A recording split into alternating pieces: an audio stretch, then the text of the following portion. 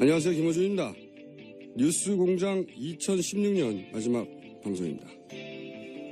지난 3개월 뉴스공장은 세상을 보는 나만의 창을 위해 매일 망치, 대패 만들어왔습니다.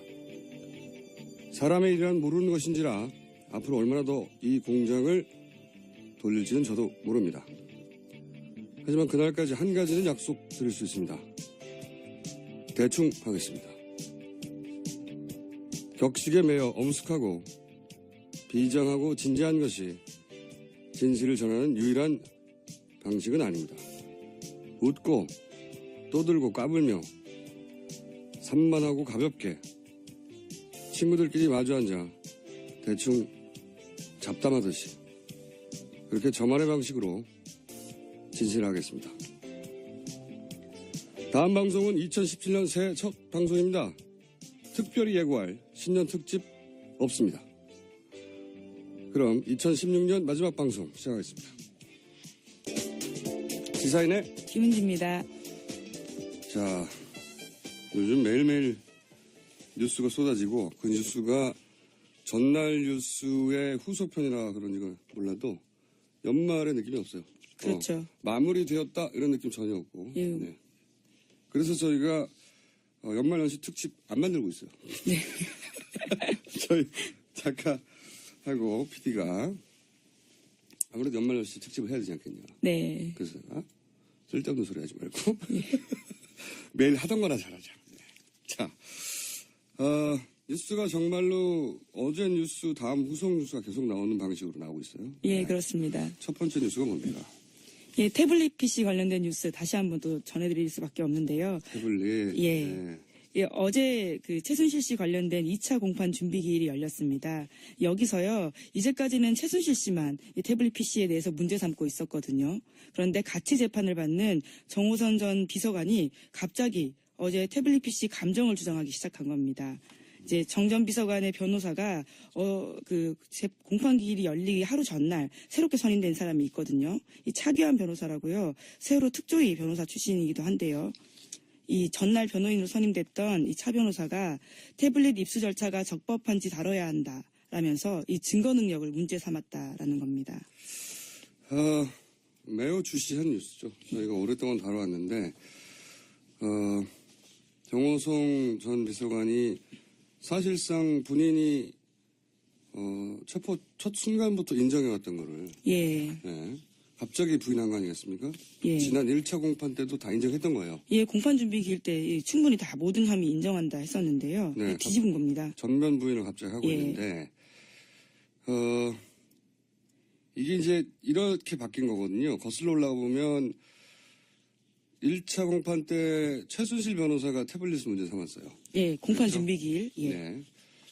근데 그 태블릿은 원래 정호성 씨 재판의 증거물이었어요. 예, 맞습니다. 네. 문서 유출의 증거로서 제출된 거거든요. 예. 최순실 씨 증거도 아닌 거예요. 예, 예. 그러니까 다른 사람 재판 증거물을 다른 사람 변호사가 증거 부동의를 주장한 거예요. 예. 이게 법적으로는 도저히 말이 안 되는 거란 말이죠. 그래서 판사가 받아들일 리가 없죠. 그러자 당사자, 네. 이제는 당사자인 정호성 본인이 법적으로 문제 삼도록 전략이 수정되는 거란 말이죠. 근데 이게 정호성 씨가 이런 전략을 수정할 이유가 없어요.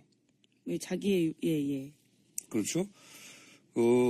이미 다 검찰 진술에서는 인정했단 말이죠. 예, 그렇습니다. 네. 지금 갑자기 지금 부인한다고 해서 다 부인되는 게 아니거든요. 그런데 이제 증거를 채택하느냐 마느냐의 부분에 있어서는 이게 요인이 될 수도 있어요. 이게 정호성의 증거이니까 정호성이 문제 삼아야 법적으로 말이 되니까 어떻게 되냐? 변호사를 바꾼 겁니다. 네. 이 변호사는 세월호 특조위 때 예. 여당 추천 인사로 들어간 분. 맞습니다. 예. 예. 아주 의심되는 정황이에요. 예. 갑자기 투입된 선수인 것이. 그리고 이제 바뀐 변호인이 갑자기 이 태블릿 PC를 인정할 수 없다고 예. 나선 거예요.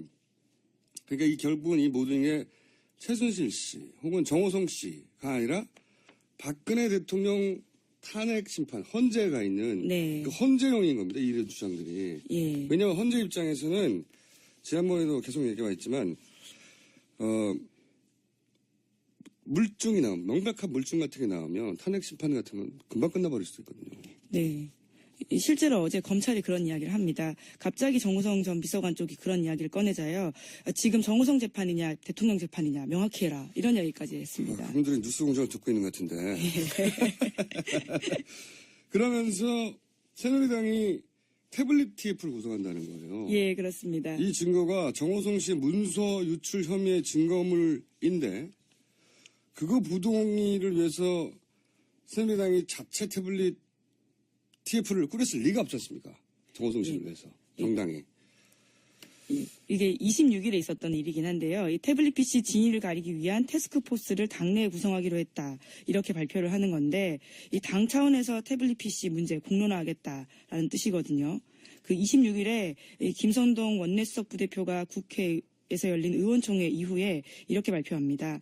이번 청문회 과정에서 나타났지만 굉장히 중요한 문제가 태블릿 PC 진상이 된다. 그렇기 때문에 우리는 TF를 구성한다. 왜 중요하냐고. 예. 왜 중요한지를 말을 빼먹었는데 예.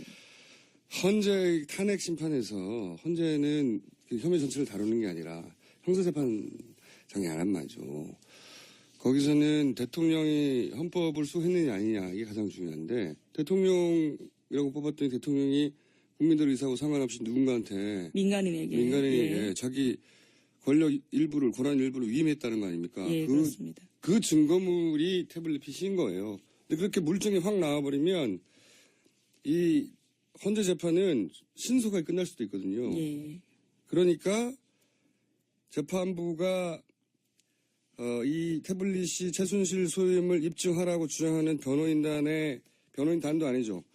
그 사실상 박근혜 대통령의 변호인 역할을 하고 있는 이 최순실 변호사 또는 정호성 변호사 주장을 받아들여서 외부 기관에 맡기는 순간 두 가지가 벌어지는 겁니다. 하나는 시간이 지연되는 거예요. 네. 시간이 지연되는 그렇죠. 시간 끌기는 기본이죠. 예. 그리고 제가 계속 주장했지만 이것이 어떤 식으로든 외부로 나갈 경우 훼손되는 결과가 훼손되는 건 증거물로서의 증거능력 훼손되는 결과가 법원으로 되돌아갈 가능성이 있다. 있을 수 있다. 예. 네. 그래서 재판부는 반드시 증거를 채택하거나 아예 그냥 보류시키고 진행하거나. 네. 지금은 이제 보류시키는 전략을 재판부 입장부터 황당하거든요. 예, 어제 재판부는 우선은 그렇게 이야기했습니다. 재판부 이게 그 판사 입장에서 황당한 거예요. 예, 그래서 재판장도요 어제 갑자기 당황한 듯 이 정씨 측에 대해서 대체로 혐의를 첫 번째 재판에서 인정했는데 다시 부인한다는 거냐 이렇게 되묻기도 했다라고 합니다. 재판부 이렇게 판사 입장에서도 그 의도가 너무 명확히 느껴지고 황당한 거예요. 네. 그렇지만 새누리당이 TF를 만들었지 않습니까? 이걸로? 네. 앞으로 계속 주장할 겁니다. 왜 이렇게 주장하냐? 대통령 탄핵됐다고 그런 거예요. 그러니까 친박이 대부분 남았으니까. 네. 친박 진영에서는 대통령 탄핵을 어떻게든 저지하고 싶은 거고요. 그것의 첫 번째 방점은 태블릿으로 봐서 그 태블릿이 헌재에 의해서 증거물로 인정되는 상황을 어떻게든 막으려고 하는, 지연시키려고 하는. 그들은 아직 포기하지 않았습니다. 전혀. 대단히 중요하다. 태블릿은 그래서. 자, 다음 뉴스 주십시오. 예, 연이어서 재판 소식 알려드리면요. 어제 이 김종 전 차관의 첫 번째 공판 준비기일도 열렸습니다. 근데 이 자리에서요, 김종 전 차관의 변호인이 이 검찰의 공소사실 대부분에 대해서 이 대통령 지시사항이었기 때문에 거부할 수 없었다. 이렇게 밝혔거든요. 제가 예언했지 않습니까? 조만간 여러분들이 다 인정하게 될 것이라고 운영표 전 이사장도 인정했다는 뉴스가 나왔던데. 네. 이분들이 이제 이렇게 청문회하고, 특검에서 훈련된 검사들을 상대하고는 완전히 다른 일이거든요. 그렇죠. 네. 당신이 이거 인정하지 않고 감옥 오래 가고 싶어요? 네. 안 가고 싶어요. 이렇게 말하게 돼 있어요. 네. 예언 적중 목록에 등재해 주십시오. 예. 어젠가 그저께 얘기했는데 바로 인정하네요. 예. 예, 뭐 검찰에서 이제 이 사실을 인정했기 때문에 이걸 이야기한 것 같은데요. 네. 관련해 가지고는 이제 김종 전 차관은 지난 5월에 이 그랜드 코리아 레저라고 해서요. 네. 여기에 이제 압력을 행사해서 장애인 펜싱 팀을 창단하게 했고요. 그리고 최순실 씨가 운영하는 WK를 에이전트로 해서 선수들과 전속 계약을 체결하게 했던 혐의 등이 있습니다. 벌써 이제 2달 전에 예언한 예언이 이루어지는 목록 등재 예정 항목인데 다시 한번 얘기하겠습니다. GKL 하니까 사람들이 이게 무슨 외국인 회사 같기도 하고 그런데 여기는 카지노 회사입니다. 예. 세븐덕이라는 카지노를 운영하는 회사예요. 근데 카지노 회사에다가 펜싱팀을 만들려고 한 거예요. 장애인 펜싱팀. 그리고 나서 이제 초기 언론에 보도되기로는 장애인 펜싱팀 선수들이 받는 돈 중에 각각 1,000만 원씩 받고 어쩌고 하는. 그렇죠. 그런데 말이죠. 이 더 블루 K라고 하는 최순실 씨가 사실상 소유해서 실제로는 자신의 자금, 네, 다 움직였죠. 네, 자신의 자금을 독일로 빼내려고 하는 예. 그런 창구로 의심되는 더 블루 K를 직접 붙였잖아요. 여기다가. 예, 에이전트로. 네. 이런 일을 하면서 겨우 수수료 1,000만 원 떼먹으려고 했을 리가 없어요. 그래서 제가 지속적으로 주장했던 게 카지노라고 하면 정킷이라고 들어봤어요? 정킷? 아니요, 처음 듣습니다. 그래요? 이게 중국, 일본 해외 고액 베팅자들 있지 않습니까? 이 사람들을 사실은 고액 베팅자가 필요하잖아요. 카지노에서는 당연히. 이 사람들 해외에서 모집을 하는 것을 정킷이라고 자기들끼리 전문용어로 불러요. 아, 모집하는 거요? 네, 정킷방 이런 단어들 가끔씩 카지노 관련 뉴스 나오잖아요. 그거 하는 사람들인데 그러니까 모집한 고객을 데리고 와요. 카지노에. 근데 도박하다 보면 돈을 잃잖아요. 당연히 다른 사람도 있지만 네네. 그러면 외상을 그럴 수 있겠네요. 그렇단 말로 크레딧 예. 또는 우리 편으로는 달아두는 거. 예, 그렇죠. 그거를 하고 싶단 말이죠. 도박하는 사람들은 당연히. 계속 하고 싶으니까. 예. 그래서 이제 달아두고 나서 그걸 갚지 못한 채 돌아갈 거 아닙니까? 돈이 없으니까 달았을 테니까. 그럼 그걸 회수해야 되잖아요. 현지에서. 그럼 회수하는 과정에서 생각해보면 그 회수가 굉장히 어려운 회수 아닙니까? 외국에서. 예, 쉽지 않죠. 네, 예. 카지노에 달아둔 건데. 예. 네. 도박할 때는 신나게 했지만 누구 내고 싶겠어요, 이거를? 그러면 그걸 끝까지 받아야 될 거 아닙니까? 예. 그 과정에 이권이 굉장히 큽니다. 예. 저는 카지노와 관련해서 큰 이권 중에 하나인 이 이권과 관련성을 반드시 특검이 조사해 봐야 한다고 강력히 주장하는 바이며 특검의 실력이 되면 조만간 뉴스가 나올 것이라고 예언 한번 해두는 바입니다. 제가 2달 전부터 주장했거든요, 이거. 예. 좀 취재 좀 해보시라고, 기자분들. 자, 그런 관점에서 주신 뉴스고요. 자, 다음 뉴스는요. 예, 이제 삼성뉴스로 좀 전해드려야 될 것 같은데요. 어제 이제 문영표 전 장관 혐의 부인하고 있다고 말씀드리지 않았습니까? 네, 내가 곧 인정할 거라고 했잖아요. 네, 영장이 청구가 됐는데요. 이 영장 청구된 이유 중에 주요한 것이 이 문영표 전 장관이 혐의를 전면 부인하다가 이것을 다 인정했다라는 겁니다. 등재해주세요. 이거 어쩔 수가 없어요. 그리고 한편으로는 그런 생각도 든다. 검찰이 자고우면하지 않고 네. 자기 실력대로 수사했을 때 어떤 결과가 나올 수 있는지 보이는 거예요. 최근에 특검이 하는 일들을 보면 네. 원래 이 정도 실력 있는 사람들이었는데 뭐 정치적 압력으로 제대로 못 해왔던 거예요. 그게 드러나고 있는 것이고 저는 그 특검 사무실 앞에 네. 떡이라도 좀 배달해서 주고 국민들이 네. 특검 잘한다 플랜카드라도 좀 달아주고 이분들 정말 놀라운 속도로 과중한 업무를 처리하고 있어요. 어떻게 이렇게 많은 일을 한꺼번에 처리하는지 저는 요즘 감탄하고 있습니다.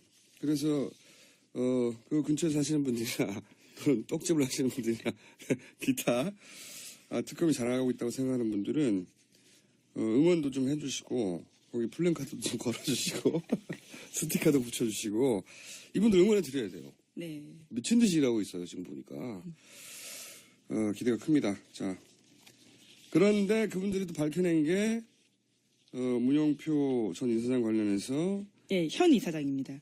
전 장관이고요. 예. 이제 이사장 예, 뭐 그러시겠죠 이제. 네, 예. 못하겠죠. 전 이사장을 해야죠 사실상. 예. 이사장이 이제 인정했고 예. 또 관련 뉴스들도 있죠. 예, 그렇습니다. 이제 그 과정에서 그 문영표 전 장관이 이 연금공단 이사장 자리를 약속받고 삼성 합병에 찬성을 종용했다라는 전직 그 보건복지부 고위 관계자의 증언인데요. 이 사람은 인구정책실장으로서 연금정책국을 산하에 둔 차관 바로 아래 1급 고위직입니다. 네. 이 사람의 이 증언에 따르면 자신이 이 삼성 합병에 대해서 소극적으로 지시를 이행하자 결국 그만두라라고 했고요. 그리고 자신이 이제 8월 11일, 지난해 8월 11일에 퇴임 인사를 하러 가자 문 전 장관도 나도 곧 그만둘지 모른다. 이 그만두면 연금공단 이사장으로 갔으면 한다. 이런 이야기를 했는데 실제로 4개월 뒤에 연금공단 이사장이 됐다라는 겁니다. 그런 약속을 본인이 받고 이렇게 해서는 안 될 일을 마구 한 거군요. 예, 그렇게 추정되는 예, 거예요. 증언이 나왔습니다. 네. 그리고 이제 앞으로 또 관련해서 이런 분들이 자꾸 실토를 하잖아요. 그러니까 예. 너 이런 이득을 줄 테니까 부역을 해. 네. 해서 했던 관료들이 끝까지 함께 침몰하겠다. 이럴 수가 없어요. 그리고 또 기대할 수 있는 바는 뭐냐면 그 이화여대 네. 관련 교수님들이 이제 줄줄이 소환되지 않겠습니까? 예, 압수수색도 이미 진행됐죠. 네. 네, 그분들 많이 무너질 거라고 봅니다. 전반적으로 부인했는데 교수님들이 겪었던 세상하고 다른 세상이에요. 거기 가시면 네, 검찰에 조사받다 보면 참 무섭구나 하는 생각을 하시게 될 것이고 많은 분들이 각자 무너져서 새로운 뉴스들이 또 줄줄이 나올 것을 예상해 봅니다. 이 실제로 박용수 특검이 그 청문회 보고요. 일종의 경고를 했습니다. 그 특히 이화여대 청문회 보고 나서 아주 뻔한 것도 위증하는 것 같다. 이 교육자가 그래도 되냐 뭐 이런 식의 이야기를 한 적이 있거든요. 예. 화이팅! 정말 뻔한 위증들 많이 했죠. 이미 그 교육부 조사에서도 인정했던 걸 다 부인해버렸잖아요. 그렇죠. 교육부 감사 청문회에서는. 결과. 예. 그런데 그렇게 청문회 위증을 대단히 중요한 문제로 삼겠다고 특검이 얘기한 거예요. 예, 그렇습니다. 청문회에서 위증한 사람들은 불구속 수사를 할 수 있는 사람들도 구속수사 시켜버리겠다고 한 거거든요. 예, 그 시범 케이스가 이 문용표 전 장관이라고 볼 수 네, 있을 것 불구속 같습니다. 수사 받을 수 있는 상태였는데 구속 수사 해버린 거죠. 네. 예. 청문회에서 전국인 앞에서 위증하는 것을 큰 문제로 삼겠다고 특검이 예. 나선 겁니다. 이게 이제 검찰이 권력이 아니라 국민 눈높이로 자기 실력을 발휘할 때 힘이라고 저는 봐요. 박수를 보내고요. 떡 좀 보내드릴게요. 예, 대치동에 있습니다, 사무실. 대치동. 예. 대치동에 예.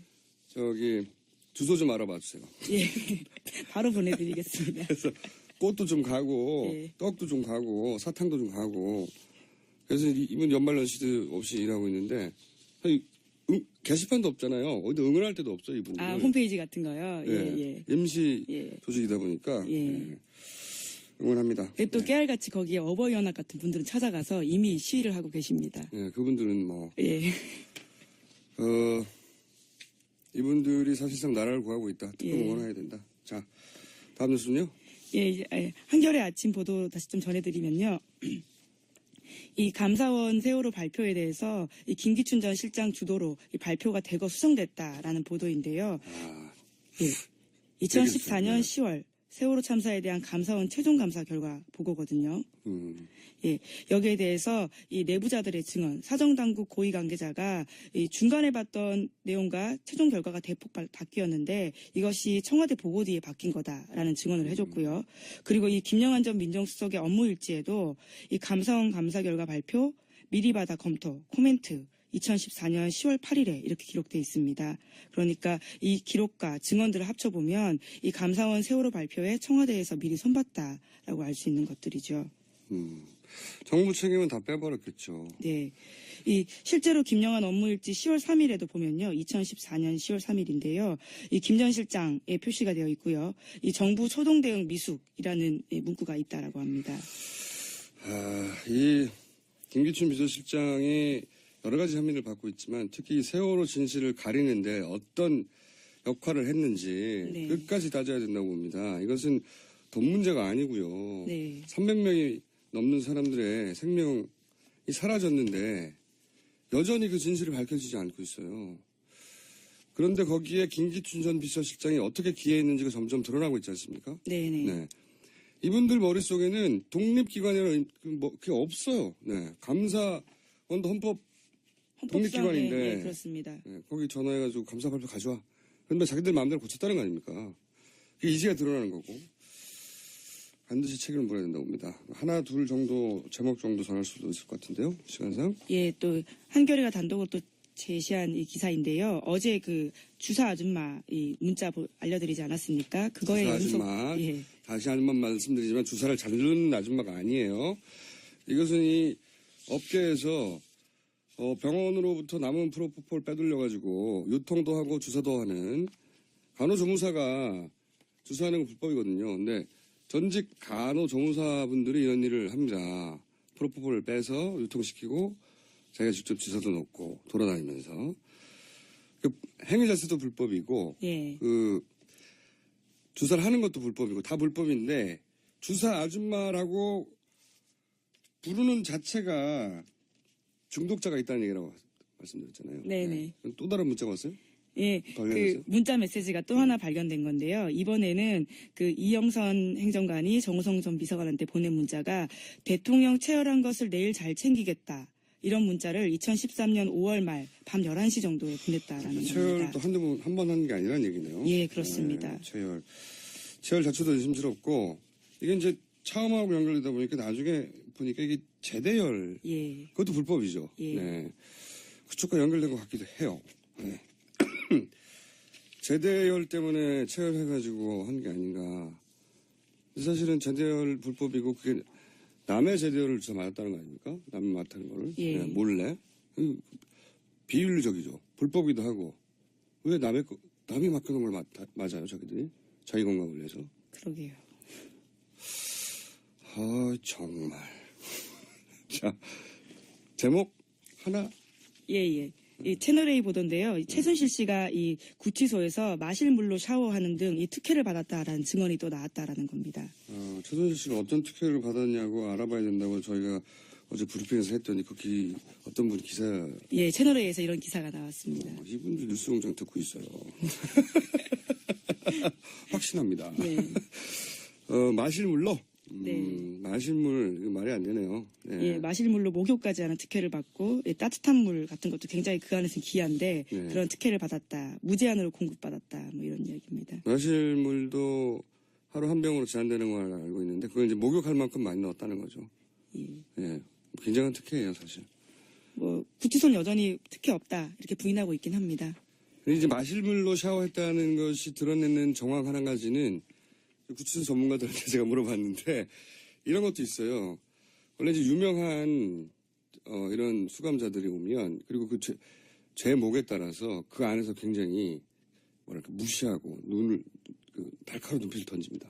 재소자들끼리. 제자들끼리. 예. 그래서 근데 샤워실 공동 샤워실거든요. 거기 무서워서 들어가지도 못하는 거예요. 아, 네네. 그런 재소자 수감자들이 최순실 씨를 아주 매서운 눈으로 쳐다보고 있고 그 눈치를 보느라 방 밖을 나가지 못하고 마실 물로 몸을 닦고 있다. 이런 정황을 드러내는 겁니다. 그냥 단순 특혜가 아니라. 근데 그게 이제 보통 사람은 그런 거 알아야 되는데 이분은 그 상황을 마실 물을 많이 공급받아서 해결하고 있는 거죠. 거기서부터 특혜인 거죠. 예. 두 가지 뉴스가 동시에 있는. 예리하지 않습니까? 네. 오늘 여기까지 하겠습니다. 시사인의 김은지였습니다. 감사합니다. 어제 최태민 씨의 아들이자 최순실 씨의 이복 오빠 최재석 씨가 특검에 출석을 했습니다. 이 최재석 씨의 특검 출석을 사실상 이끌었고 그리고 박근혜 대통령 7시간 미스터리에 대해 성형시술 의혹을 처음으로 제기했고 최순실 씨 재산 내역을 오랫동안 취재했던 개인적으로 김어준이 선정한 누가 뭐래도 올해의 기자 고발뉴스 이상호 기자 연결해보겠습니다. 안녕하십니까? 네, 안녕하십니까? 네, 상근군 대한민국 최고의 라디오 진행자 김어준 씨 반갑습니다. 이거 서로 너무 띄워주는 것 같지 않아요? 네. 그런데 실제로는 네. 그렇게 생각합니다. 네. 상금은 없는데 누가 뭐래도 올해의 기자 이상호 기자. 이게 7시간 성형수술의 의혹 제기가 점점 구체화되어 가고 있어요. 그죠? 어제 주사 아줌마라는 말이 나왔는데 예. 저희가 2달 전인가요? 네. 김어준의 빠빠이스 가서 저희가 야매 아줌마라는 얘기를 했었죠. 네네네. 예, 야매를 좋아하신다. 네네.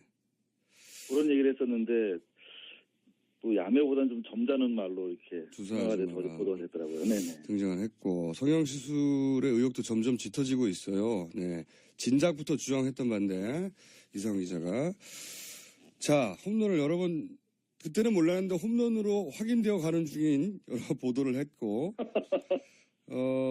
근데 이제 그거하고 비교할 수 없는 정도의 큰 홈런이라고 저는 보여지는 이 최재석 씨 관련 인터뷰를 오래전에 했었고 그리고 네. 여러 가지 이야기를 직접 들었지만 그동안 기사하지 못하셨어요. 그죠? 확인 가능한 부분에 대해서 먼저 했고요. 네.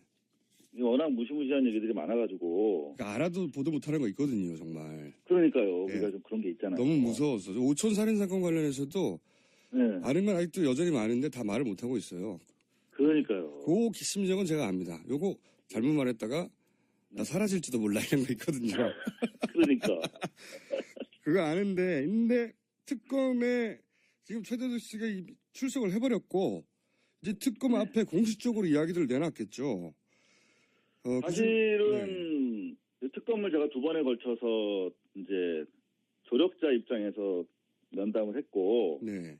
그때 최재석 씨로부터 우리가 취재한 내용들 중에 보도한 거 그리고 보도 안 했는데 중요한 거 다 전달했지 않습니까 특검에. 네, 전달을 다 했어요. 그래서 특검이 보고 싶다. 네, 특검이 그걸 보고 최재석 씨를 불러야 되겠다 해서 부르게 된 거죠.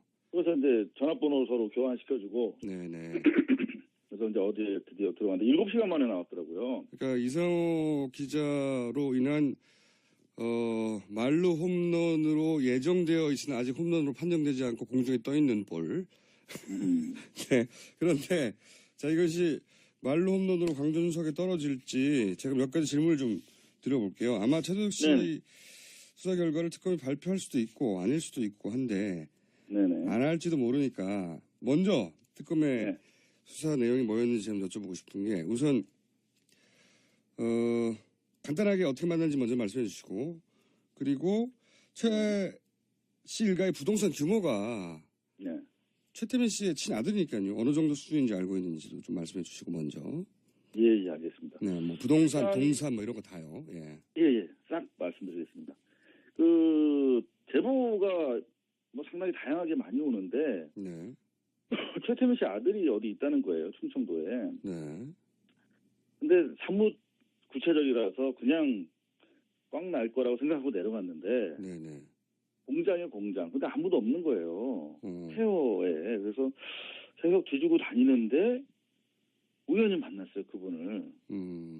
근데 나중에 인터뷰에 응해주시더라고요. 그래서 이유를 물었더니 큼직한 놈들이 3명이서 경차에서 내리더라. 그래서 쟤들이 약간 이상하다고 생각해서 기자 아닌 줄 알고 만나줬대요. 네. 그래서 여하튼 간에 이상호 그렇게 기자의 행세 기자처럼 안 보이죠. 네. 네, 그러니까. 그래서 이제 이야기를 이제 서로 체크하면서 듣잖아요. 네. 근데 1차 인터뷰 내용이 이제 그 부동산에 대한 거였어요. 네.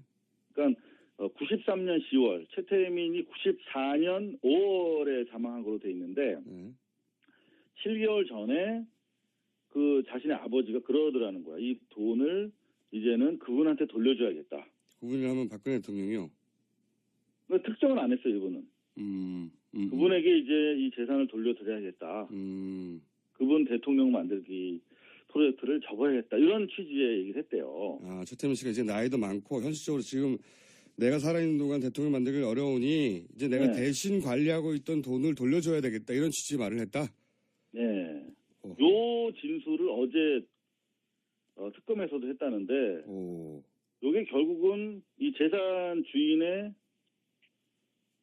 소재. 그러니까 이게 그렇죠. 박근혜와 최순실의 공동재산이다라고 하는 주장을 입증하는 데 되게 도움이 될 것 같아요. 그렇죠. 이게 그 재산 공동체다 혹은 대리 관리자다 이렇게 되면 최순실의 이익이고 박근혜 대통령의 이익이다라고 연결돼서 그 뇌물죄를 성립시키는데 대단히 중요한 고리거든요. 3자가 아니라 1자가 되는 거죠. 그렇죠. 네. 오, 그때 당시에 아버지가 그러면서 이거 되돌리는 게 쉽지 않잖아요. 이미 그 임선희 씨 세 딸, 네 딸과 그다음에 그 처가 쪽으로 이미 다 재산이 차명으로 분산된 상태였기 때문에. 임선희는 최순실 씨의 모친, 예. 모친 다섯 번째 와이프. 네. 그래서 이 저항이 분명히 있을 거 아닙니까? 그렇죠. 그래서 이제 유일하게 자기가 거래하던 아들한테 땅 문서를 다 줬대요. 아, 그때 땅 문서가 그때 돈으로 한 1,000억대 정도, 물건으로 한 30건 정도 된다고 그랬어요. 그때 돈으로 1,000억이요. 네. 90년대 초반에. 93년 10월 기준으로. 지금으로 하면 이거 조 단위 정도 되는 거 아닌가요? 이것만 해도? 그렇죠. 근데 이제 그게 중요한 게 아니라 예.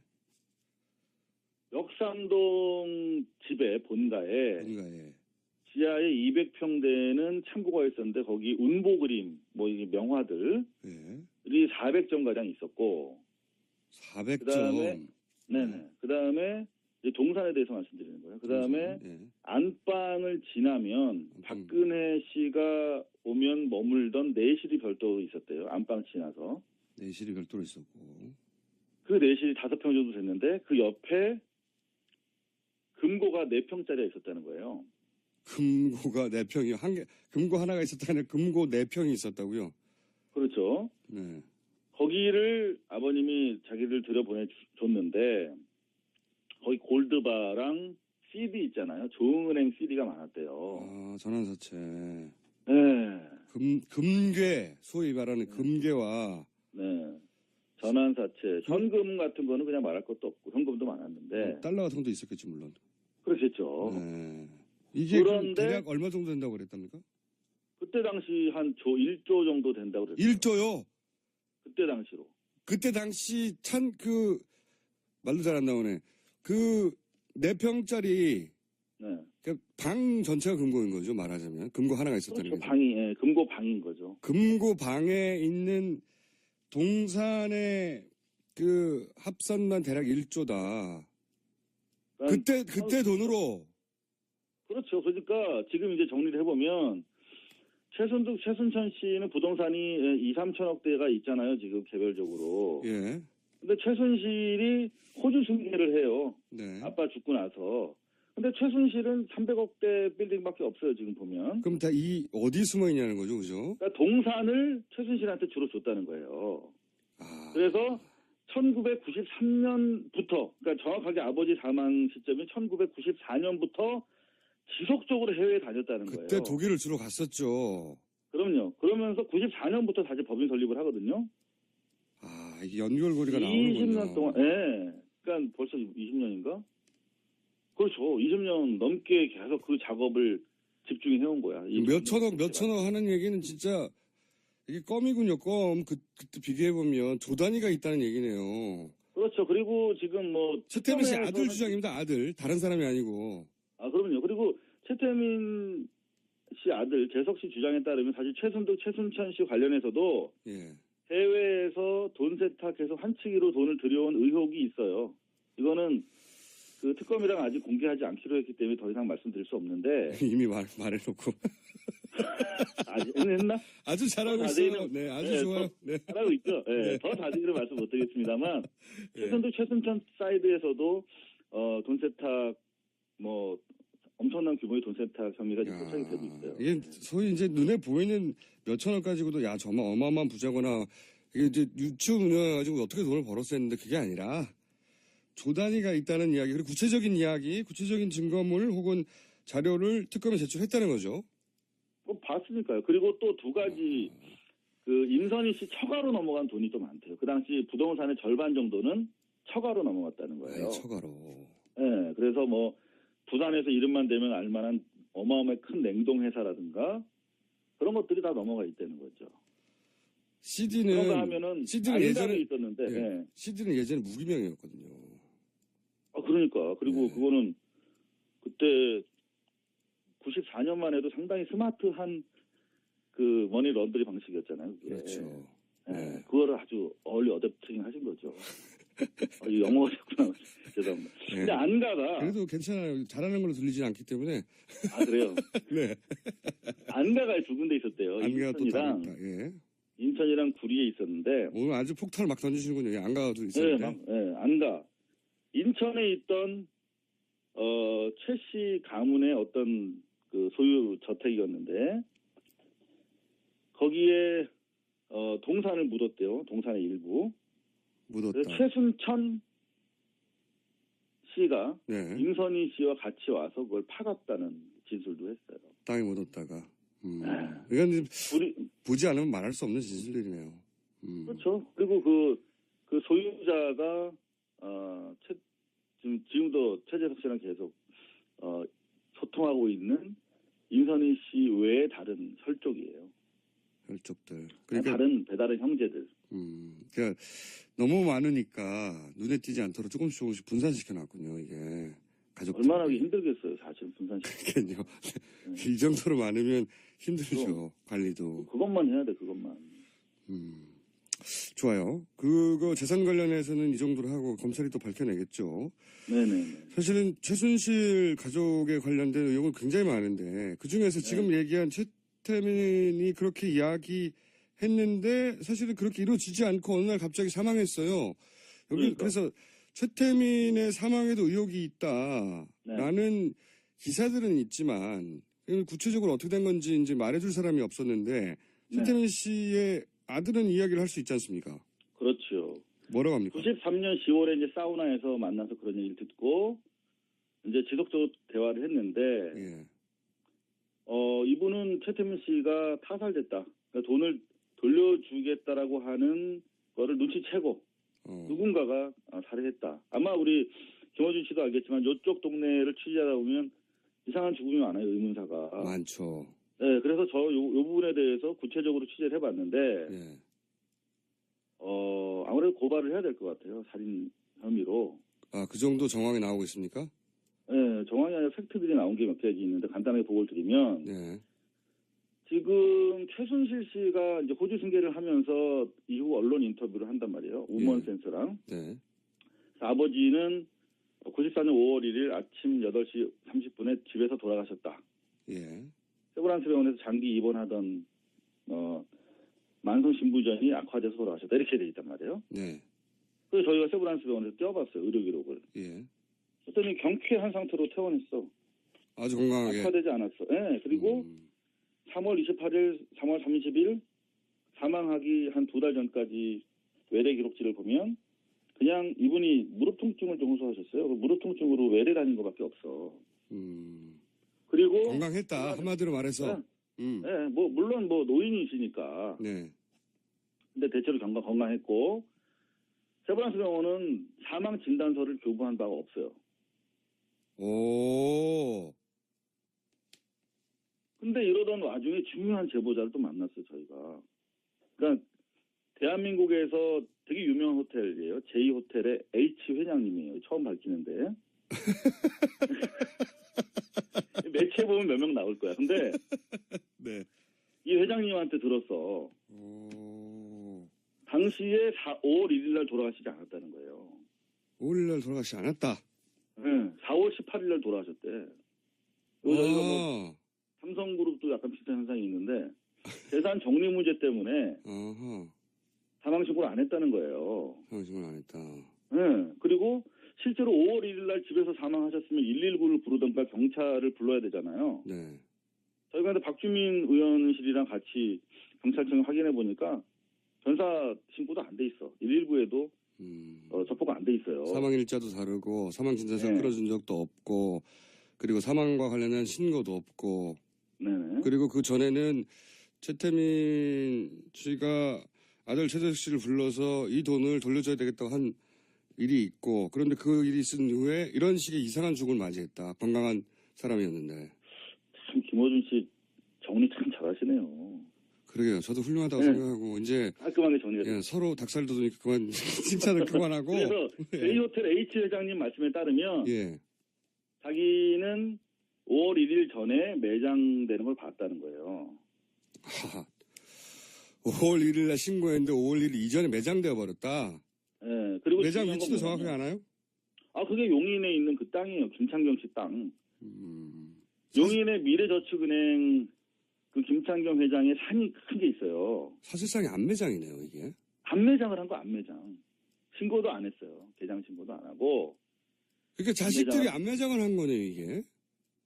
안매장 한 거라니까요. 근데 이제 최재석 씨는 살인했을 것이다 라고 보는 거고, 일단 아빠가 집에서 돌아가시는데 경찰 신고도 안 하고 119도 안 부르는 게 이상하잖아요.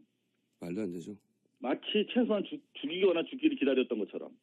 그리고 안매장한 상태에서 나중에 뒤늦게 사망 신고는 또 7월 1일 날 해요. 왜냐하면 사망 진단서를 받을 수 없으니까. 야, 이거 정말 이상한 정황 맞네요. 그죠? 가족들이, 딸들이, 그 아버지가 그렇게 모든, 재산들을 만들어준 그 아버지가 가정을 이끌어가던 아버지가 갑자기 돌아갔어. 그런데 지금 이런 정황이다. 이거는 의심하지 않으면 바본 거죠. 예. 그 재밌는 게 하나 있어요. 네, 어떤? 박근혜 씨는 사망 전까지 최태민의 이른바 그 내실, 안방 넘어 내실에 들어와서 일주일에 한두 번씩 와서 하루 종일 머물다 갔다고 돼 있어요. 박근혜 대통령이 당시에 그 금고방에 들어가서 머물다 갔다고요? 그럼요. 자기 재산을 확인하고 갔네요. 만약 이 주장이 사실이면? 예, 예. 근데 그러니까, 중요한 거는 그리고 그 최태민 씨랑 박근혜 씨가 직통으로 통하는 전화도 그 방에 설치돼 있었다고 그랬어요.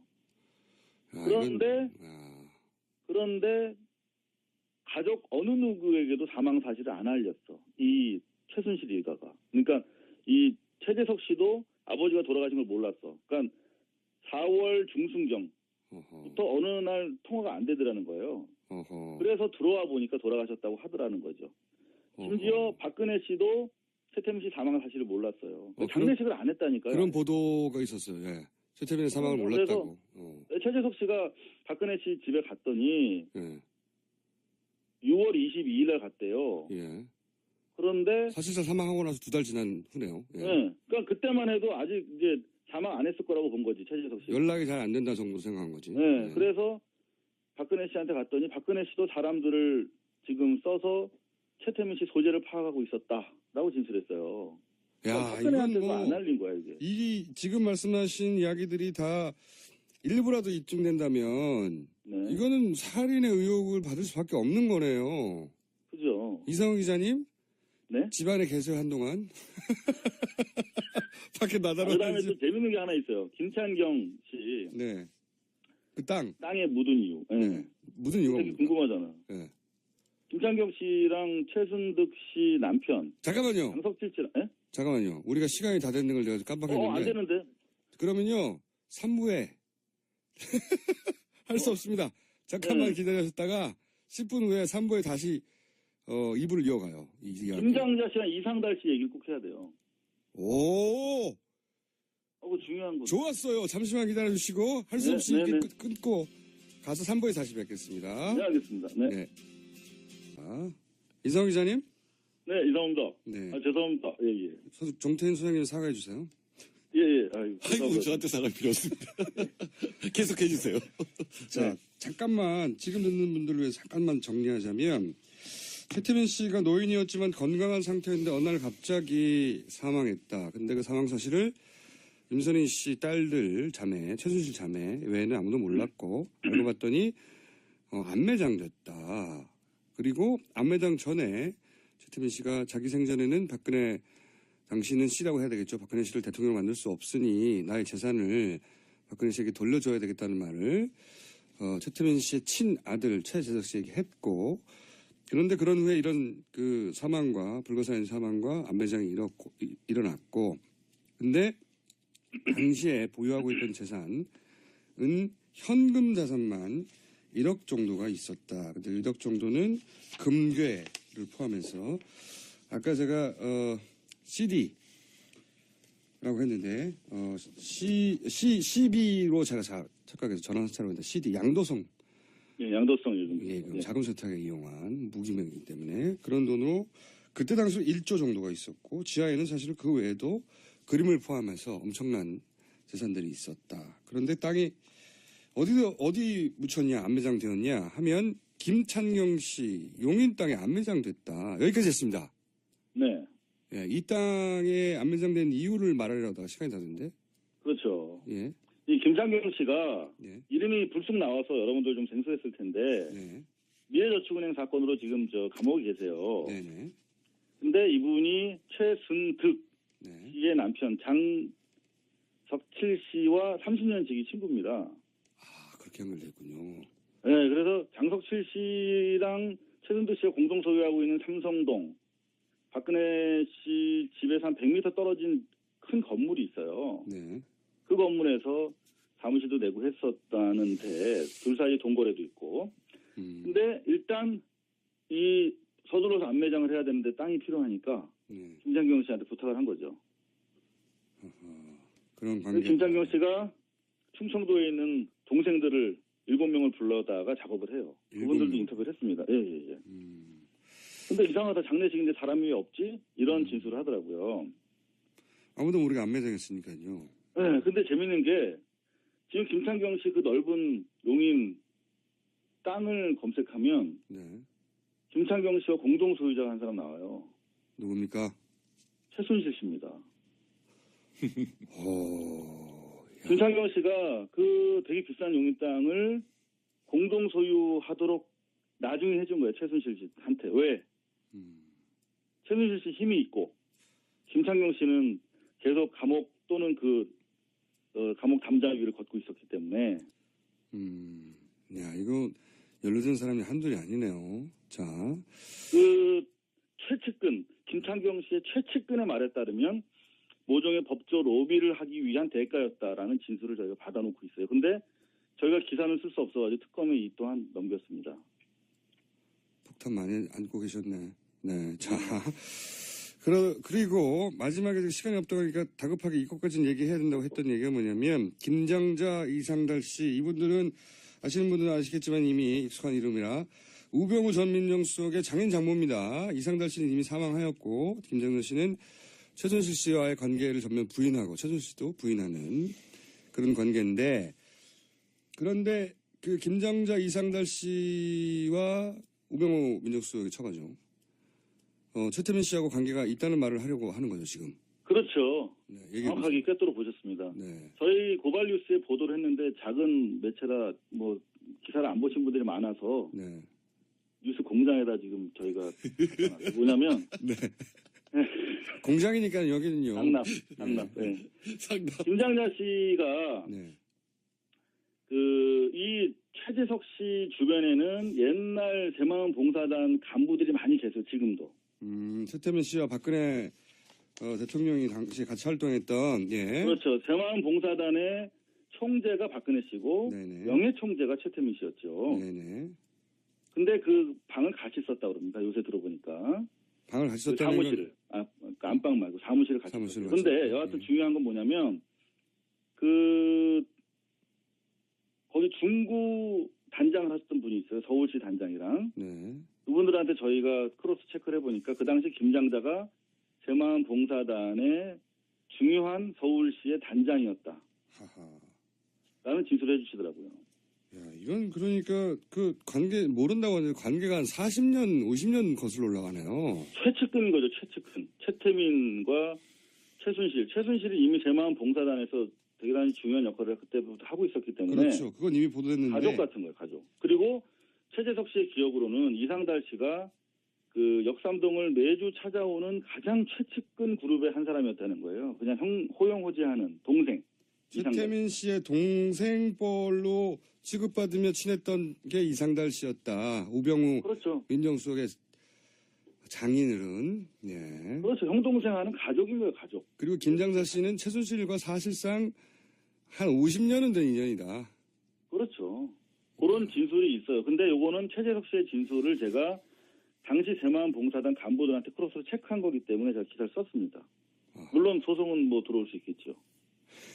그건 뭐 그럼 또 해야죠. 항상 당하는 일이니까요. 그건 뭐 말도 하지 마세요.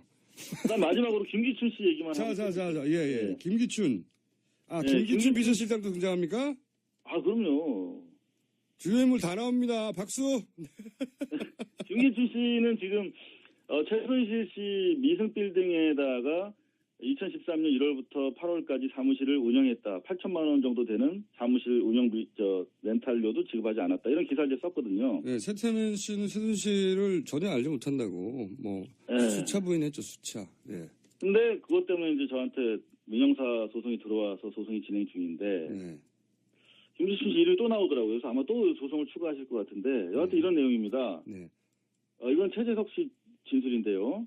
만약에 이 시점에 김기춘 전 비서실장의 소송이 이상호 기자에게 들어간다면 김기춘 전 비서실장은 뉴스 동정을 듣고 있는 겁니다. 네. 자, 그런데요. 자, 최태민 씨를 자주 찾아왔대요, 김기춘 씨가. 뭐라고요? 84년 전후에. 84년 전후에 이미 김기춘 씨가 최태민 씨를 자주 찾아왔다. 그때 당시에 근해 봉사단 사무실이 역삼동에 있었대요. 네. 근데 근해 봉사단 총재실에 김기춘 씨가 있는 걸 2번 봤다. 2번. 그리고 소파의 상석에 최태민 아버지가 앉아 있었고, 그 다음에 그 상석 말고 아래쪽 자리에 김기춘 씨가 있는 걸 봤다. 아하. 역시 인연은 역시 여기 4, 50년 거슬러 가는 인연이네요. 그리고 그때 당시 유경재단 관련해서 김기춘 씨가 가고 나서 최재석 씨한테 저분이 참 우리한테 많은 도움을 주고 계시다. 저분 아니었으면 큰일 날 뻔했다. 이런 얘기를 했다는데 이거는 아직 확인되지 않아서. 근데 유사한 얘기가 있었죠. 지난번에 유경재단 관련해서 현장에도 왔었고 개입했다는 취지가 있었는데. 유경재단 관계자들은 다 알고 있다는 보도가 짧게 나온 적이 있습니다. 김기춘 씨가 그런데 김기춘 씨는 간 적도 없고 개입한 적 없다라고 일단 부인했어요. 네, 팔로업 기사가 한 번도 없었는데 저도 그 기사를 봤는데 유경재단 관계자들이 김기춘 씨가 유경재단 분쟁 때도 이미 왔었고 유경재단 관계자들은 김기춘 씨가 그 전부터 유경재단과 관련이 있고 최순실 씨와 관련이 있다는 걸 알고 있다라는 정도의 보도가 짧게 나온 적이 있습니다. 그렇죠. 그러니까 근해 봉사단 사무실을 최태민 씨랑 당시 박근혜 씨랑 같이 썼대요. 큰 사무실을. 거기에 가운데에 6명이 앉고 헤드 테이블이 하나 있는 7인용 소파가 있었는데 거기서 2번 정도 목격을 했다. 김기춘 씨한테 한 번은 가서 인사도 했다. 이렇게 얘기하더라고요. 그런데 그 김기춘 씨에 대해서 최태민 씨가 저 양반 도움을 크게 받았다. 안 그랬으면 큰일 날 뻔했다. 근데 그거는 이제 김기춘 씨가 소송이 두려워서 그런 거 아니고 일단 부인하고 계시다.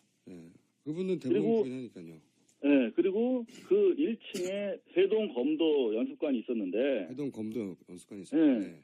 최태민 씨가 해동 검도라는 이름을 지어줬다. 거기서도 김기춘 씨를 본 적이 있다 이렇게 주장하는 거예요. 그래서 당시에 그 나한일 해동 검도 총재한테 제가 전화를 해봤습니다. 이런 진술인데 어떻게 생각하냐 했더니 해동 검도라는 이름을 지어준 건 맞다. 최태민 씨가. 참네.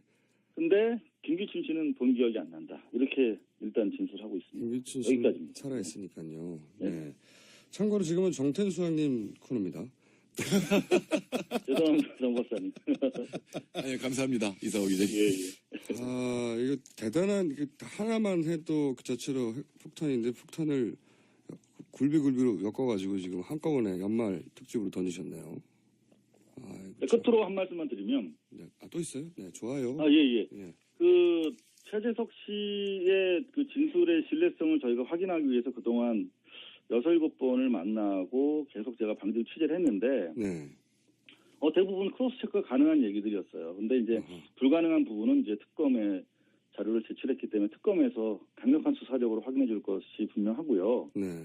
이분이 되게 두려워하고 계세요, 사실상. 그렇죠. 아버님이 사망했다고 생각하고 조순재 씨도 타살됐다고 생각해요. 조순재 씨가 사실은 이런 이야기를 세상에 처음 꺼낸 분인데 이분이 지지난 대선이죠. 지지난 대선 다음날 사망했어요. 그러니까 조순재 씨가 이것도 이제 확인 안 되는 얘기입니다. 재산 분배에 불만이 있었다. 워낙 이 돈이 많은데 그런 구체적인 금액을 적시하기는 어렵습니다. 여하튼 간에 그런 과정에서 이제 그때 당시 MB 쪽에서 이제 양심 선언하지 않습니까? 그렇죠. 박근혜 대통령의 최태민의 관계를 처음으로 폭로한 예. 그쪽 가족이죠. 예. 그래서 여하튼 이분은 94년부터 지속적으로 폭력배들에 의해서 협박을 받아왔고 최재석 씨는 예. 실제로 많은 폭력 사건에 있어서 현재 필리핀에 도망가 있는 행동대원들에 이르기까지 다 꿰고 있어요. 이 사람이. 어허. 그럼 그래서- 최순실 씨와 폭력배들의 관계도 대단히 잘 알고 있겠네요. 그 부분에 대해서도 가서 진술했대요. 어떤 폭력배들이 연루되어 있었다. 뭐 주로 잠실 쪽에서 활동하던 강남 폭력배들이라고 하는데 모파가 있는데. 예. 예, 이 양반이 어려서 임순희 계모라고 하죠. 그분한테 구타당하고 이제 너무나 구박을 받아서 넝마조이들이랑 같이 자란 거예요. 어렸을 때. 예. 그래서 이제 이른바 업계 분들의 계보를 좀 알고 있더라고요. 여하튼 그런 좀 위험한 상황이기 때문에 좀 신변 보호가 있어야 되지 않을까 그런 생각도 있고, 이분 입장에서는 진실을 밝히려고 해도 워낙 저쪽이 이제 강구하기 때문에 그동안 못 밝혔다. 그런데 이번에 이제 특검에 넘어가게 된 계기는 최순실 일가로부터 돈을 완전히 뺏어야 그들이 끝난다. 힘을 못 쓴다. 그래서 정의는 뭐 자기가 위험하긴 하지만 어떤 기여를 해야 될 것 같다 해서 이제 특검에 나가게 됐는데, 반드시 이번 기회에 좀 저희 국가 재산이거든요. 다 돈이. 결국 항소하는데 자기 일조하겠다. 뭐 이런 얘기도 밝히고 다녀왔다고 합니다. 수십 년을 기다려서 드디어 이제 공식적으로 검찰 앞에서 진술을 했군요. 그렇습니다. 예. 그 전까지는 겨우 이상호 기자만 만나다가 그러게 말입니다. 요즘 뭐 경차 내려가지고 기자 아닌 줄 알고 얘기해줬다는 거 아닙니까? 덩치 보고. 네. 아무 딱지도 안 붙어 있고 차에. 그렇죠. 무슨 언론사면 뭐 언론사 딱지도 붙고 그래야 되는데 아무 차에 내려가지고. 네. 아유, 그랬습니다. 예. 한 해 동안 우리 뉴스공장 청취해주셔서 감사하고요. 또 내년에 불러주시면 다 털겠습니다. 네. 자, 여기까지가 다 나온 게 아니고 이제 얼개만 말씀하신 걸로 알겠고. 네. 네. 이상호 기자님 고생하셨고요. 한 해. 그러면 이야기가 좀 더 구체화되기 시작하면 그냥 현장이라 하면 여기 스튜디오를 현장이라고 합니다. 저희는 현장 한번 예. 출동하시죠. 예. 네, 불러주시면 넘어가겠습니다. 네. 네. 그러면 들어가십시오. 이제. 예, 들어가겠습니다. 네. 홍태민 박사님 계속 수고해 주시기 바랍니다. 감사합니다. 들어가겠습니다. 네, 감사합니다. 네. 저희가 예의가 아닌데 정태인 수석님에게 워낙 큰 폭탄을 던져서 양해를 구하려고 했더니 양해를 구하기도 전에 이거 빨리 계속 듣자고. 사실입니다. 하셔가지고 제가 개인적으로 선정한 올해의 기자입니다. 사실은 네. 개인적으로 선정했지만 소속이 시원찮다 보니까 소속이 보인 개인 회사다 보니까 이렇게 됐는데, 소장님 그래도 나오신 김에 몇 마디 하시죠. 네, 뭐 정부가 종합대책을 발표했는데 네. 사실 6개월도 안 될 정부잖아요. 그러니까 장기 계획은 여전히 4대 구조 개혁을 하겠다고 했고, 근데 문제는 제가 본 건 이거예요. 가장 심각한 건 트럼프의 보호주의인데 이거에 대해서 어떤 대책을 내놨나 했더니 시일가스를 수입하겠다. 그거 어떤 의미가 있습니까? 미국에서 생산되는 거 수입해서 네. 통상마찰을 막겠다. 근데 사실은 이게 트럼프의 전략이거든요. 강하게 얘기하면 얘들이 이제 먼저 무릎 꿇고 와서 다 해주겠다. 아하. 대신에 사드에 관한 얘기는 하나도 없어요. 사실은 사드의 무역 보복이 더 무섭거든요. 그러니까 역시 6개월 남았는데도 이 정부가 진짜 중요한 일들에 대한 어떤 전략을 세우지 못하고 있다. 이게 한마디 평입니다. 이번 종합대책에 대한. 벌써 끌려다니고 있다. 이미. 네, 끌려다니고 큰 거는 못 본다. 이 정부가. 네. 자, 정태인 소장님 한마디 하셨고, 예, 이걸로 마칠까 합니다. 죄송합니다. 네, 감사합니다. 특수한 상황이어서 지금까지 칼 플라나니 사회연구소였고, 미안한 마음을 담아서 경제연구소에 후원 부탁드립니다. 여러분, 감사합니다. 네, 감사합니다.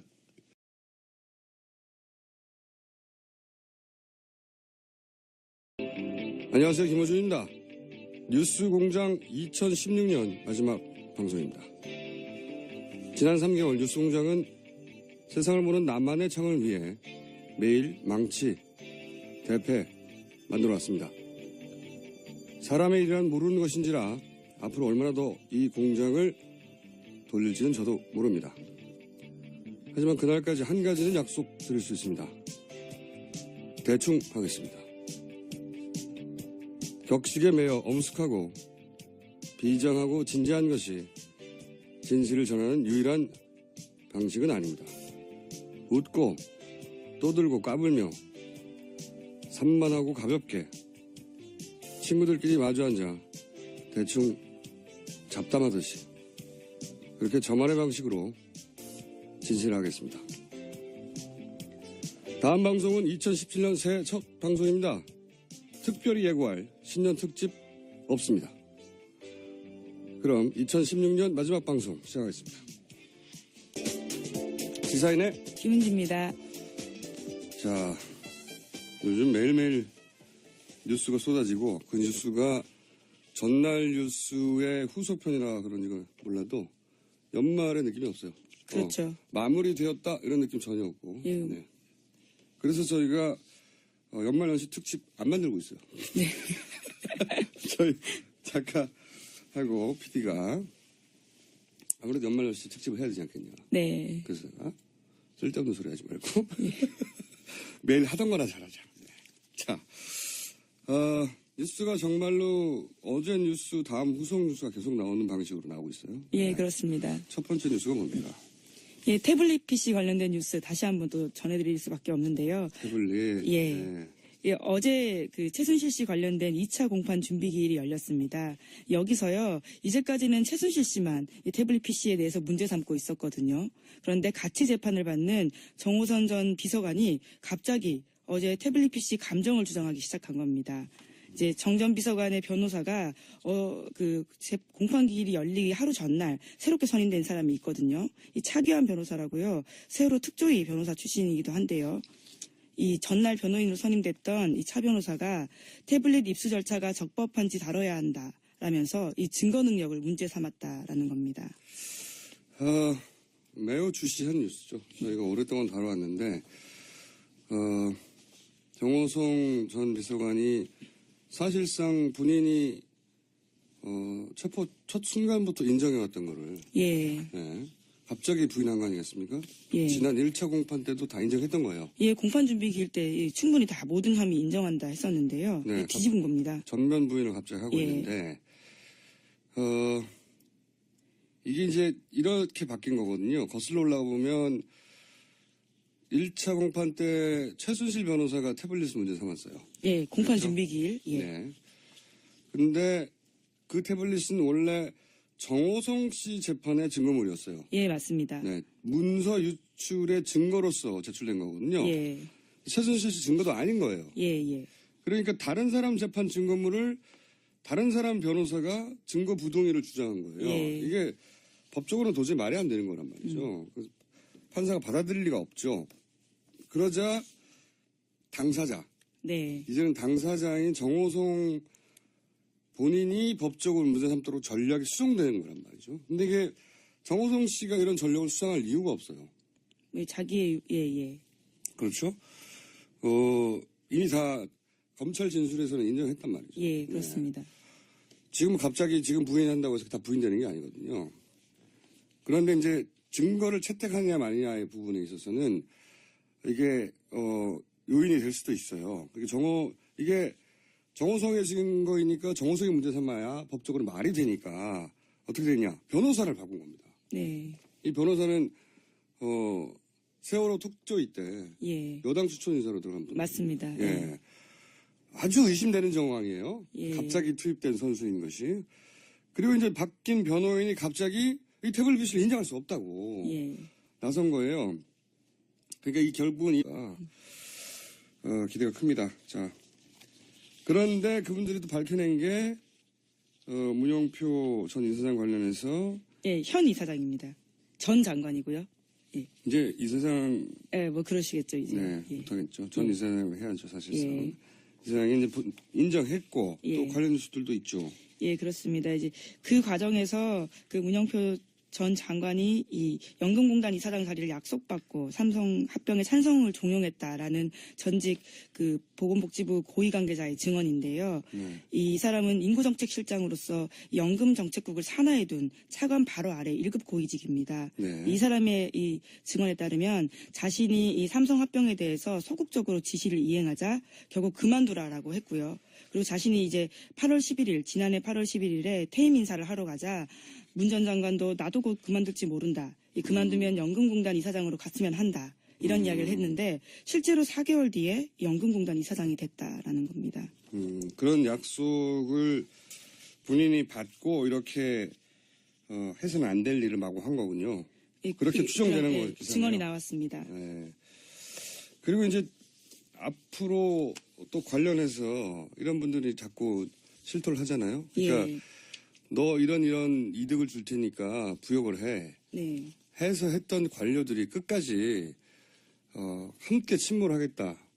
이럴 수가 없어요. 그리고 또 기대할 수 있는 바는 뭐냐면 그 이화여대 네. 관련 교수님들이 이제 줄줄이 소환되지 않겠습니까? 예, 압수수색도 이미 진행됐죠. 네. 네, 그분들 많이 무너질 거라고 봅니다.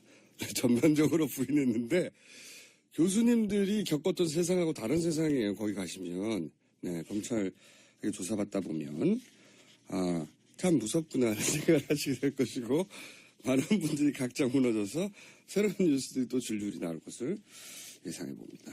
실제로 박영수 특검이 그 청문회 보고요. 일종 경고를 했습니다. 특히 이화여대 청문회 보고 나서 아주 뻔한 것도 위증하는 것 같다. 이 교육자가 그래도 되냐. 뭐 이런 식의 이야기를 한 적이 있거든요. 네. 화이팅! 정말 뻔한 위증들 많이 했죠. 이미 그 교육부 조사에서도 인정했던 걸 다 부인해버렸잖아요. 그렇죠. 교육부 감사 청문회에서는. 결과. 예. 그런데 그렇게 청문회 위증을 대단히 중요한 문제로 삼겠다고 특검이 얘기한 거예요. 예, 그렇습니다. 청문회에서 위증한 사람들은 불구속 수사를 할 수 있는 사람들도 구속수사 시켜버리겠다고 한 거거든요. 예, 그 시범 케이스가 이 문영표 전 장관이라고 볼 수 있을 것 같습니다. 불구속 수사 받을 수 있는 상태였는데 구속 수사 해버린 거죠. 네. 예. 청문회에서 전 국민 앞에서 위증하는 것을 큰 문제로 삼겠다고 특검이 나선 겁니다. 이게 이제 검찰이 권력이 아니라 국민 눈높이로 자기 실력을 발휘할 때 힘이라고 좀 봐요. 박수를 보내고요. 떡 좀 보내드릴게요. 예, 대치동에 있습니다, 사무실. 대치동. 예. 대치동에 예. 저기 주소 좀 알아봐 주세요. 예. 바로 보내드리겠습니다. 그래서 꽃도 좀 가고 예. 떡도 좀 가고 사탕도 좀 가고 그래서 이번 연말 연시도 없이 일하고 있는데 게시판도 없잖아요. 어디 응원할 데도 없어요, 이분들. 홈페이지 같은 거요? 예, 예. 임시 예. 조직이다 보니까 예. 응원합니다. 또 깨알같이 거기에 어버이연합 같은 분들은 찾아가서 이미 시위를 하고 계십니다. 네, 그분들은 뭐 예. 이분들이 사실상 나라를 구하고 있다. 특검 예. 응원해야 된다. 자, 다음 뉴스는요?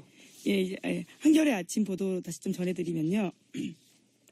이 감사원 세월호 발표에 대해서 이 김기춘 전 실장 주도로 이 발표가 대거 수정됐다라는 보도인데요. 예. 2014년 10월 세월호 참사에 대한 감사원 최종 감사 결과 보고거든요. 예, 여기에 대해서 이 내부자들의 증언, 사정당국 고위 관계자가 이 중간에 봤던 내용과 최종 결과가 대폭 바뀌었는데 이것이 청와대 보고 뒤에 바뀐 거다라는 증언을 해줬고요.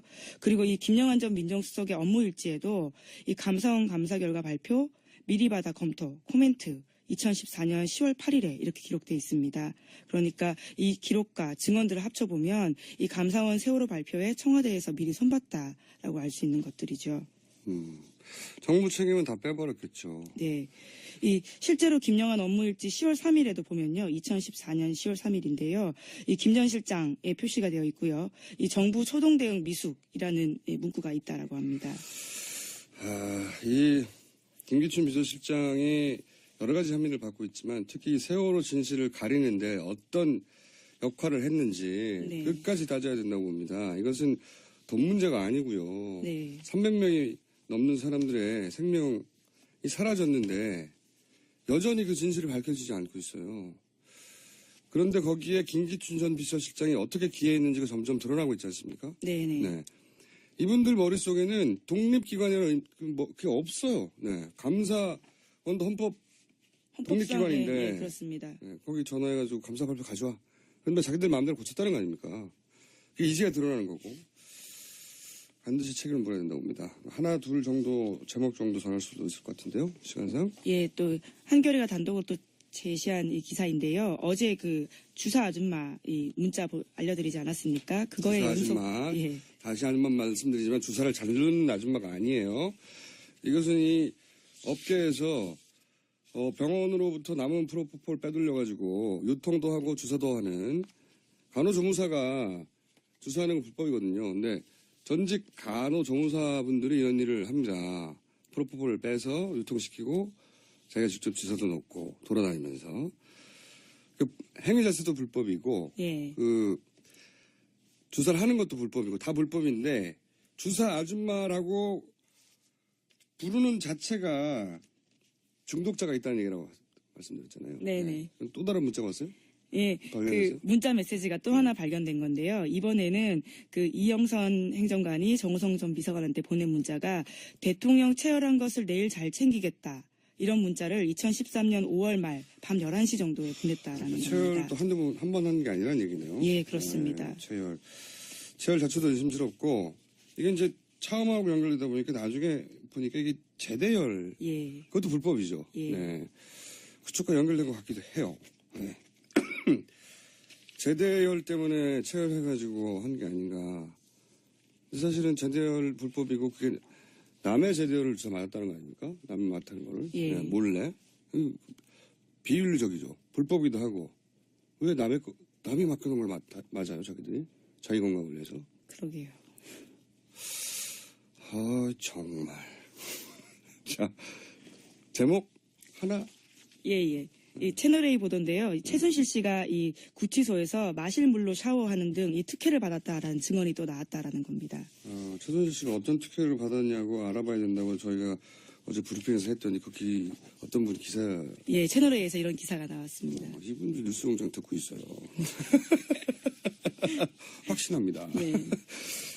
마실 물로. 네. 마실 물 이거 말이 안 되네요. 네. 예, 마실 물로 목욕까지 하는 특혜를 받고 따뜻한 물 같은 것도 굉장히 그 안에서 귀한데 네. 그런 특혜를 받았다. 무제한으로 공급받았다. 뭐 이런 이야기입니다. 마실 물도 하루 한 병으로 제한되는 걸 알고 있는데 그걸 이제 목욕할 만큼 많이 넣었다는 거죠. 예. 굉장한 특혜예요, 사실. 뭐 구치소는 여전히 특혜 없다. 이렇게 부인하고 있긴 합니다. 근데 이제 마실 물로 샤워했다는 것이 드러내는 정황 한 가지는 구치소 전문가들한테 제가 물어봤는데 이런 것도 있어요. 원래 이제 유명한 이런 수감자들이 오면 그리고 그 제목에 따라서 그 안에서 굉장히 뭐랄까 무시하고 날카로운 눈빛을 던집니다. 재소자들끼리. 재소자들끼리. 예. 그래서 근데 샤워실 공동 샤워실거든요. 거기 무서워서 들어가지도 못하는 거예요. 아, 네네. 그런 재소자 수감자들이 최순실 씨를 아주 매서운 눈으로 쳐다보고 있고 그 눈치를 보느라 방 밖을 나가지 못하고 마실 물로 몸을 닦고 있다. 이런 정황을 드러내는 겁니다. 그냥 단순 특혜가 아니라. 근데 그게 이제 보통 사람은 그런 거 알아야 되는데 이분은 그 상황을 마실 물을 많이 공급받아서 해결하고 있는 거죠. 거기서부터 특혜인 거죠. 예. 두 가지 뉴스가 동시에 있는. 예리하지 않습니까? 네. 오늘 여기까지 하겠습니다. 시사인의 김은지였습니다. 감사합니다. 어제 최태민 씨의 아들이자 최순실 예언 적중 목록에 등재해 주십시오. 예. 어젠가 그저께 얘기했는데 바로 인정하네요. 예, 뭐 검찰에서 이제 이 사실을 인정했기 때문에 이걸 이야기한 것 같은데요. 네. 관련해 가지고는 이제 김동 전 차관은 지난 5월에 이 그랜드 코리아 레저라고 해서요. 네. 여기에 이제 압력을 행사해서 장애인 펜싱 팀을 창단하게 했고요.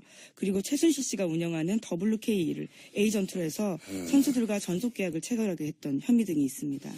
벌써 이제 2달 전에 예언한 예언이 이루어지는 목록 등재 예정 항목인데 다시 한번 얘기하겠습니다.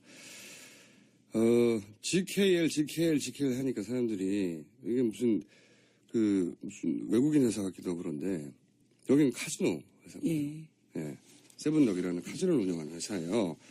근데 카지노 회사에다가 펜싱팀을 만들려고 한 거예요. 장애인 펜싱팀. 그러고 나서 이제 초기 언론에 보도되기로는 그 장애인 펜싱팀 선수들이 받는 돈 중에 각각 1,000만 원씩 받고 어쩌고 하는. 그렇죠.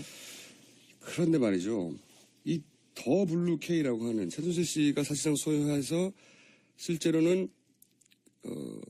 자신의 자금, 네, 다 움직였죠. 네, 자신의 자금을 독일로 빼내려고 하는 그런 창구로 의심되는 더 블루 K를 직접 붙였잖아요. 여기다가. 에이전트로. 네. 이런 일을 하면서 겨우 수수료 1,000만 원 떼먹으려고 했을 리가 없어요. 그래서 제가 지속적으로 주장했던 게 카지노라고 하면 그 정킷이라고 들어봤어요? 정킷? 아니요, 처음 듣습니다. 그래요? 이게 중국, 일본 해외 고액 베팅자들 있지 않습니까? 이 사람들을 사실은 고액 베팅자가 필요하잖아요. 카지노에서는 당연히. 이 사람들 해외에서 모집을 하는 것을 정킷이라고 자기들끼리 전문용어로 불러요. 아, 모집하는 거요? 네, 정kit빵, 정kit빵 이런 단어들 가끔씩 카지노 관련 뉴스 나오잖아요. 그거 하는 사람들인데, 그러니까 모집하는 고객을 데리고 와요, 카지노에. 근데 도박하다 보면 돈을 잃잖아요? 당연히 다른 사람도 있지만. 네네. 그러면 외상을 그럴 수 좀 있겠네요. 그럴듯한 말로 크레딧 또는 우리 편으로는 달아두는 거. 그렇죠. 그거를 하고 싶단 말이죠. 도박하는 사람들은 당연히. 계속 하고 싶으니까. 그래서 이제 달아두고 나서 그걸 갚지 못한 채 돌아갈 거 아닙니까? 돈이 없으니까 달았을 테니까. 그럼 그걸 회수해야 되잖아요. 현지에서. 그럼 회수하는 과정에서 생각해보면 그 회수가 굉장히 어려운 회수 아닙니까? 외국에서. 쉽지 않죠. 네, 카지노에 달아둔 건데. 네. 그 도박할 때는 신나게 했지만 누구 내고 시켰어요 이거를? 그럼 그걸 끝까지 받아야 될 거 아닙니까? 그 과정에 이권이 굉장히 큽니다. 저는 카지노와 관련해서 큰 이권 중에 하나인 이 이권과 관련성을 반드시 특검이 조사해 봐야 한다고 강력히 주장하는 바이며 특검의 실력이 되면 조만간 뉴스가 나올 것이라고 예언 한번 해두는 바입니다. 제가 2달 전부터 주장했거든요, 이거. 좀 취재 좀 해보시라고, 기자분들. 자, 그런 관점에서 주신 뉴스고요. 자, 다음 뉴스는요. 이제 삼성뉴스로 좀 전해드려야 될 것 같은데요. 어제 이제 문영표 전 장관 혐의 부인하고 있다고 말씀드리지 않았습니까? 네, 내가 곧 인정할 거라고 했잖아요. 영장이 청구가 됐는데요. 이 영장 청구된 이유 중에 주요한 것이 이 문영표 전 장관이 혐의를 전면 부인하다가 이것을 다 인정했다라는 겁니다. 등재해주세요. 이거 어쩔 수가 없어요. 그리고 한편으로는 그런 생각도 든다. 검찰이 자고우면하지 않고 자기 실력대로 수사했을 때 어떤 결과가 나올 수 있는지 보이는 거예요. 최근에 특검이 하는 일들을 보면 원래 이 정도 실력 있는 사람들이었는데 뭐 정치적 압력으로 제대로 못 해왔던 거예요. 그게 드러나고 있는 것이고 저는 특검 사무실 앞에 떡이라도 좀 배달해서 주고 국민들이 특검 잘한다 플랜카드라도 좀 달아주고 이분들 정말 놀라운 속도로 과중한 업무를 처리하고 있어요. 어떻게 이렇게 많은 일을 한꺼번에 처리하는지 저는 요즘 감탄하고 있습니다. 그래서 그 근처에 사시는 분들이나 또는 떡집을 하시는 분들이나 기타 특검이 잘하고 있다고 생각하는 분들은 응원도 좀 해주시고 거기 플랜카드도 좀 걸어주시고 스티커도 붙여주시고 이분들 응원해 드려야 돼요. 미친 듯이 일하고 있어요 지금 보니. 모든 게 최순실 씨 혹은 정호성 씨가 아니라 박근혜 대통령 탄핵 심판 헌재가 있는 그 헌재형인 겁니다. 이런 주장들이. 왜냐하면 헌재 입장에서는 지난번에도 계속 얘기가 있지만 물증이 나오면 명백한 물증 같은 게 나오면 탄핵 심판 같은 건 금방 끝나버릴 수도 있거든요. 실제로 어제 검찰이 그런 이야기를 합니다. 갑자기 정호성 전 비서관 쪽이 그런 이야기를 꺼내자요. 지금 정호성 재판이냐 대통령 재판이냐 명확히 해라. 이런 이야기까지 했습니다. 그분들이 뉴스 공장을 듣고 있는 것 같은데. 그러면서 새누리당이 태블릿 TF를 구성한다는 거예요. 그렇습니다. 이 증거가 정호성 씨 문서 유출 혐의의 증거물인데 그거 부동의를 위해서 새누리당이 자체 태블릿 TF를 꾸렸을 리가 없지 않습니까? 정호성 씨를 위해서 정당이. 이게 26일에 있었던 일이긴 한데요. 이 태블릿 PC 진위를 가리기 위한 태스크포스를 당내에 구성하기로 했다. 이렇게 발표를 하는 건데 이 당 차원에서 태블릿 PC 문제 공론화하겠다라는 뜻이거든요. 그 26일에 김선동 원내수석 부대표가 국회 에서 열린 의원총회 이후에 이렇게 발표합니다. 이번 청문회 과정에서 나타났지만 굉장히 중요한 문제가 태블릿 PC 진상이 된다. 그렇기 때문에 우리는 TF를 구성한다. 왜 중요하냐고. 예. 왜 중요한지를 말을 빼먹었는데 예. 헌재 탄핵 심판에서 헌재는 그 혐의 전체를 다루는 게 아니라 형사재판장이 하란 말이죠. 거기서는 대통령이 헌법을 수호했느냐 아니냐 이게 가장 중요한데 대통령이라고 뽑았더니 대통령이 국민들 의사하고 상관없이 누군가한테 민간인에게 자기 권력 일부를 권한 일부를 위임했다는 거 아닙니까? 예, 그렇습니다. 그 증거물이 태블릿 PC인 거예요. 근데 그렇게 물증이 확 나와버리면 이 헌재 재판은 신속하게 끝날 수도 있거든요. 예. 그러니까 재판부가 이 태블릿이 최순실 소유임을 입증하라고 주장하는 변호인단도 아니죠.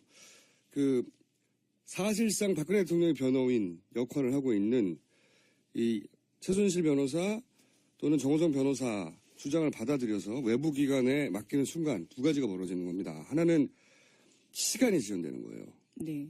시간이 지연되는 그렇죠. 시간 끌기는 기본이죠. 예. 그리고 제가 계속 주장했지만 이것이 어떤 식으로든 외부로 나갈 경우 훼손되는 결과가 훼손되는 건 증거물로서의 증거 능력이 훼손되는 결과가 법원으로 되돌아갈 가능성이 있다. 있을 수 있다. 예. 네. 그래서 재판부는 반드시 증거를 채택하거나 아예 그냥 보류시키고 진행하거나. 네. 지금은 이제 보류시키는 전략을 재판부 입장부터 황당하거든요. 예, 어제 재판부는 우선은 그렇게 이야기했습니다. 재판부 이게 그 판사 입장에서 황당한 거예요. 예, 그래서 재판장도요, 어제 갑자기 당황한 듯 이 정씨 측에 대해서 대체로 혐의를 첫 번째 재판에서 인정했는데 다시 부인한다는 거냐, 이렇게 되묻기도 했다라고 합니다. 재판부, 이렇게 판사 입장에서도 그 의도가 너무 명확히 느껴지고 황당한 거예요. 네. 그렇지만 새누리당이 TF를 만들었지 않습니까, 이걸로? 네. 앞으로 계속 주장할 겁니다. 왜 이렇게까지 주장하냐? 대통령 탄핵됐다고 그러는 거예요. 그러니까 친박이 대부분 남았으니까. 네. 친박 진영에서는 대통령 탄핵을 어떻게든 저지하고 싶은 거고요. 그것의 첫 번째 방점은 태블릿으로 봐서 그 태블릿이 헌재에 의해서 증거물로 인정되는 상황을 어떻게든 막으려고 하는, 지연시키려고 하는. 그들은 아직 포기하지 않았습니다, 전혀. 대단히 중요하다, 태블릿은. 그래서. 자, 다음 뉴스 전해주십시오. 예, 연이어서 재판 소식 알려드리면요. 어제 이 김종 전 차관의 첫 번째 공판 준비기일도 열렸습니다. 근데 이 자리에서요, 김종 전 차관의 변호인이 이 검찰의 공소사실 대부분에 대해서 이 대통령 지시사항이었기 때문에 거부할 수 없었다. 이렇게 밝혔거든요. 제가 예언했지 않습니까? 조만간 여러분들이 다 인정하게 될 것이라고 운영표 전 이사장도 인정했다는 뉴스가 나왔던데. 네. 이분들이 이제 이렇게 청문회하고, 특검에서 훈련된 검사들을 상대하고는 완전히 다른 일이거든요. 그렇죠. 네. 당신이 이거 인정하지 않고 감옥 오래 가고 싶어요? 예. 안 가고 싶어요. 이렇게 말하게 돼 있어요. 네.